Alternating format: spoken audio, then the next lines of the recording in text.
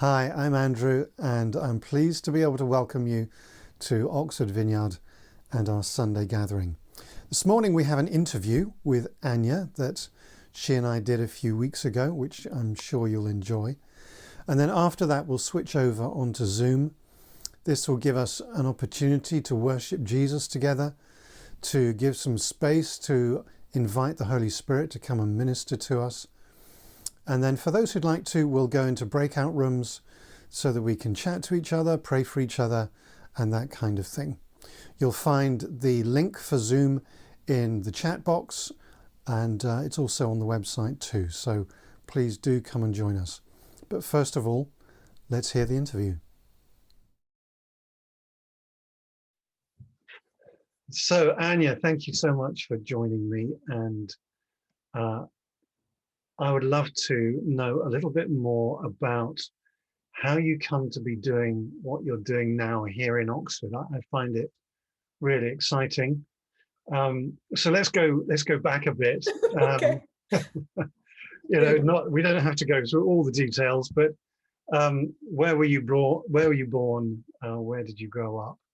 And how did you come to be here in Oxford in the first place? Date of birth, father, mother. So I was born in Germany, and then I trained and studied in Vienna, in Austria, and then I came to England, to Oxford directly 12 years ago, 13, 12 years ago. Yeah. Yes. And what was it that brought you here? In Vienna, I was working with a couple, Danny and Mary Scott, and they invited me to come to Oxford to do an apprenticeship with them and the company they ran at the time, Point Zero. And so I've had worked with them in Vienna on a piece called Faces, which was quite impactful on me at the time. And I'd worked with Danny especially for quite a few years ahead of time. And that invitation came at the right time, I would say. So I followed that call, and I came to England to do this apprenticeship for 18 months, and then kind of drifted away from the arts a little bit before setting up Justice in Motion, and I just remained here. Yeah. So when you came to Oxford, you already knew Jesus personally. How did that happen? So I grew up in a Christian household. My dad worked for the church as well. My mother always been very faith-filled. Sunday school and all of that was all part of my daily life. Then at age 16, I went to Mexico for a year, and that was kind of the time where I probably drifted away from my relationship to God. I had been confirmed at age 14, and that was definitely a very big big marker in my diary and in my life with God.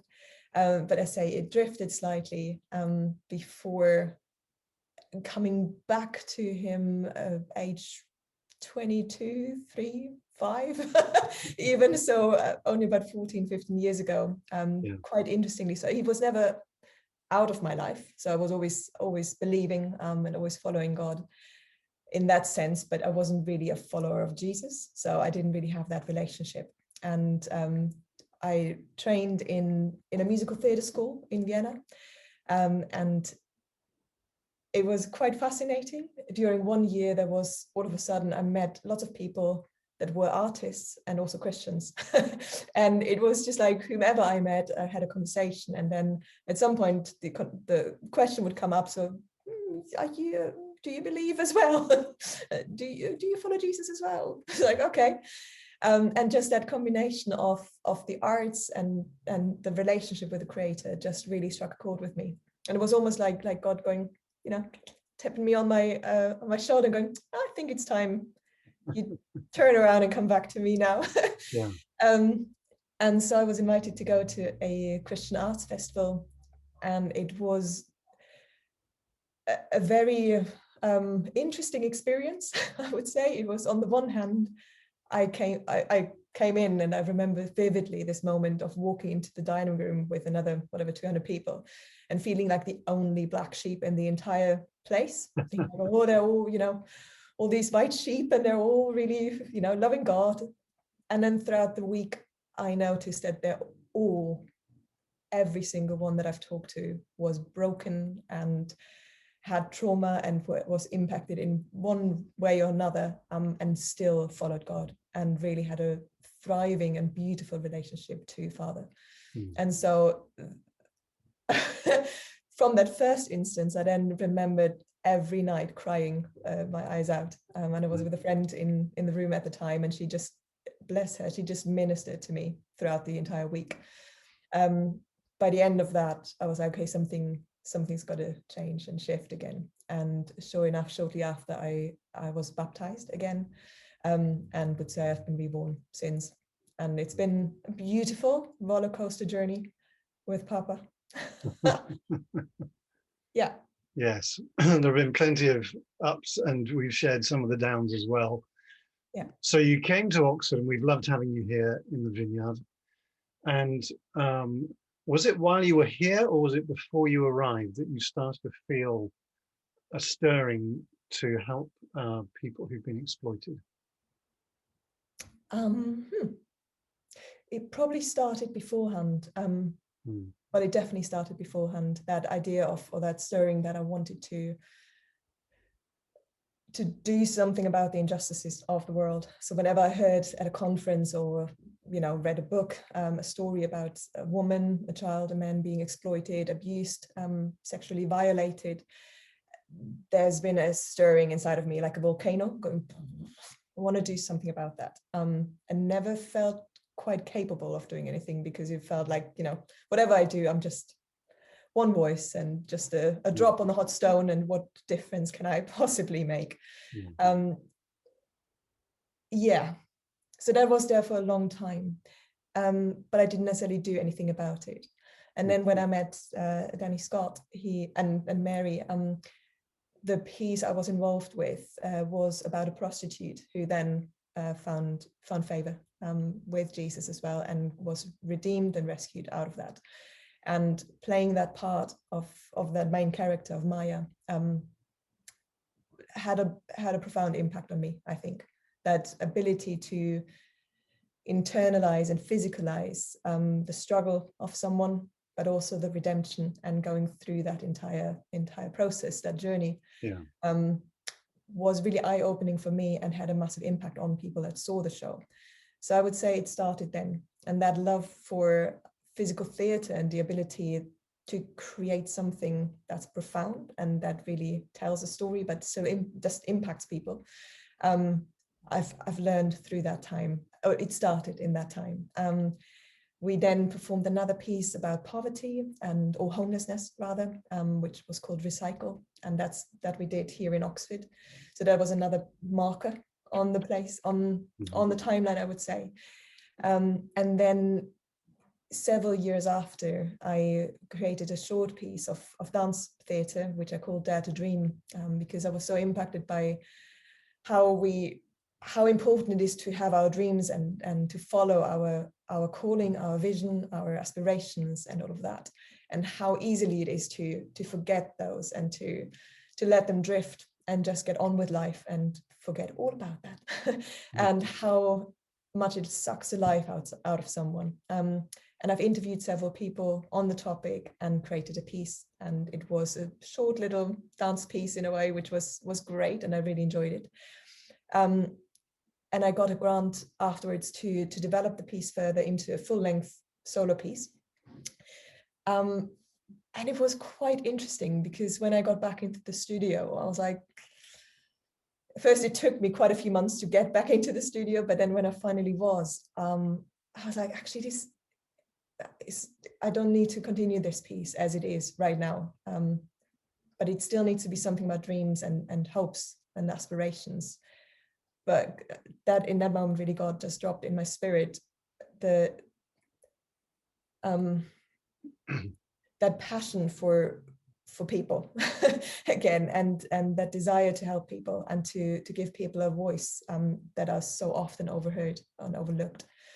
And the whole idea around modern slavery and sexual exploitation just came back into my spirit. And it was like, okay, I feel this piece is still something about hopes and dreams, but about the broken dreams and the promises that have been shattered, and how people abuse the very thing that would usually give us life, in order to trap us into a situation that would benefit them. And so out of that came Bound, which was our very first piece of the company, which has been going for years as well. We've kept it in the repertoire. And it was no longer a solo piece. I felt I needed to invite 2 other performers to join the cast, and did. And it was an interesting journey. And at first I was like, well, yes, we are creating a piece of theatre about modern slavery, and that was good enough in itself. But again, as we were kind of developing it, I was like, actually, this is not just a one-off. It feels like this is the first of many. And Right. it felt almost like we needed to give the whole thing an umbrella, which is why then Justice in Motion was set up, to have an umbrella organization almost, to create more works that speak about social injustice and human rights issues and the abuse of human rights issues. Yeah, little did I know that I would ever start a company. That was never on my agenda. And I had no skills in that sense. Like, all of a sudden I had to be a bookkeeper and a manager and a director and a fundraiser and a marketing PR person and an accountant and fundraiser and whatnot. And bivocational at the same time.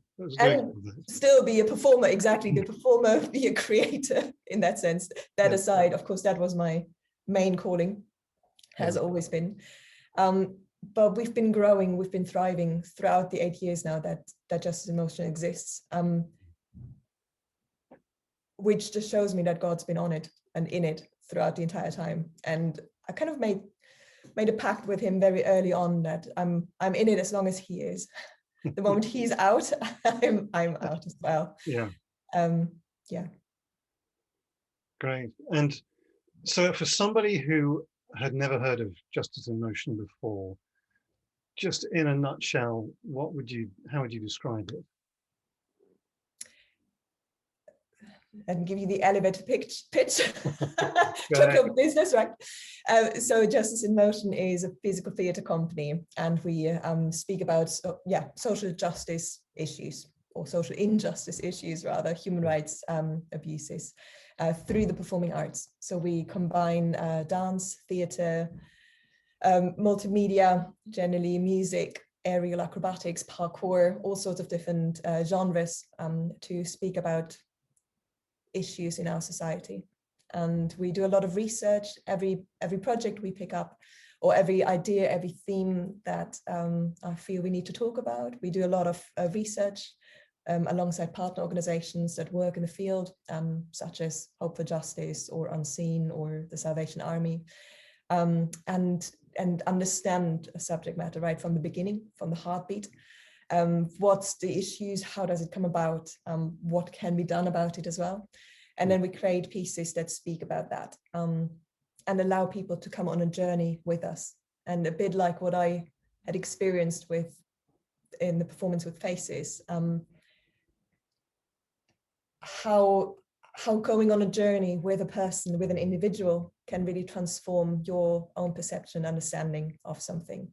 And yeah, that is what we're doing. We're raising awareness about social injustice. We're trying to offer a platform where people can have the debate and the discussion about a topic, can dive deeper into something, can understand the issues, the challenges around it a bit more, but then also offer an opportunity to ask questions afterwards, usually in post-show discussions or online forums or whatever is possible at the time that we're in. Yeah, that is always a big part for us as well, the education of it as well, education for people, and the conversation that we stir up. Yeah. And if people are feeling this topic stirring, how do they get involved in what you're doing? What kind of things can they do to support you? Well, there's different levels, different things. You can you can support us financially. That's the one big thing. We're a charity, and it takes a lot of cash to create the performances and to pay all of our artists. So yeah, donations are thoroughly welcome always. Apart from that, we also have a prayer team. So it would be amazing, if you feel led to pray, then join us for the prayer team or in our prayer team and cover us through that. It's vital. We do notice it every part of the way. You can volunteer with us as well. So when we have performances, quite often we have people there to be able to give information or to hand out booklets or whatever it might need on the day. So we appreciate volunteers, or doing some admin work, even transcribes, whatever it might be, whatever you could offer. Drive a truck. Maybe you have a truck. You can support us on our tour. If you're a programmer, or if you have the opportunity to book a show, then I'd love to hear that as well, and hear from you as well, to just engage us, engage with us with the performances, talk about the projects, and get engaged on social media, start the conversations. Let us know if you have seen any of the shows, what impact they might have had on you, and what you have maybe been doing subsequently. Because that's really important to us, that we want to see the impact we're having, because we're not there to just entertain. For us, it's really important that our performances will stir debate and also then inspire action. We do really want to see that go further and cause a positive change in our society. So if you have a story to tell us, let us know. We'd love to hear from you as well. Great. And last thing, if you could pick out just one thing that has really encouraged you about this whole process, if you could, I don't know whether you can limit it to one thing, because I'm sure there are many, but we might let you have two. But what would you pick? That really encouraged me.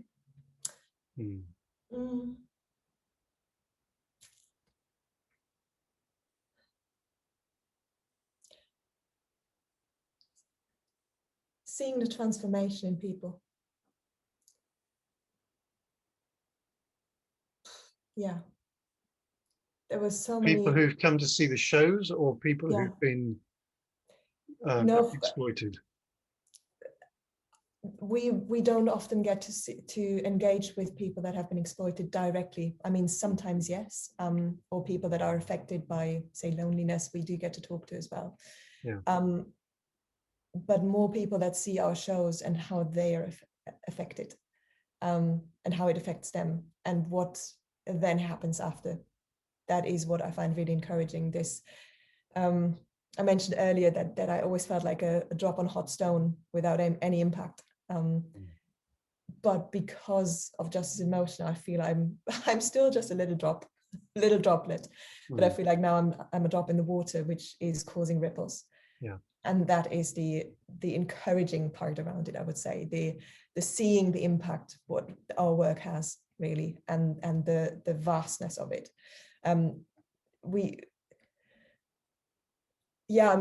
Many moments. I just remember, I can share a few and cut out what isn't needed for the interview. You can pick whichever one you want. But there's been one moment when I performed just an excerpt from Bound on the streets in Oxford, and the story is about a woman that is being lulled into coming to the UK and by a lover boy, by a man she thinks she is in love with, or she did fall in love with, but he then exploited her. And her story runs throughout Bound, but I condensed it into 10 minutes.